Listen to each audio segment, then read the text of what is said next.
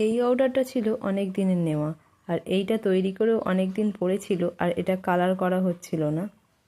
তাই আজ ঠিক করলাম এটাকে কালার করে একেবারে এটাকে কমপ্লিট করে দেবো। এটা তৈরি করার ভিডিওটা তোমাদের সাথে শেয়ার না করতে পারলেও তোমাদের সাথে কালার করার ভিডিওটা আমি অবশ্যই শেয়ার করলাম।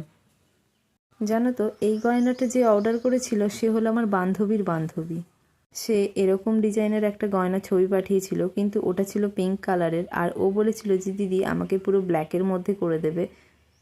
তাই আমি বলেছিলাম যে আচ্ছা ঠিক আছে, ব্ল্যাকের মধ্যে একদম তো রাখা যাবে না, একটু না ডিজাইন করলে দেখতেও ভালো লাগবে না। দিয়ে বললো আচ্ছা ঠিক আছে, তোমার যেরকম পছন্দ তুমি সেরকমই করে দিও।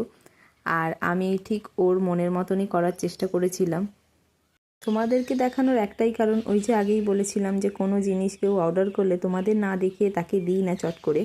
তা এইটা কেমন হয়েছে তোমরা কিন্তু আগে অবশ্যই জানিও, তারপর আমি তাকে এটা দিয়ে দেবো।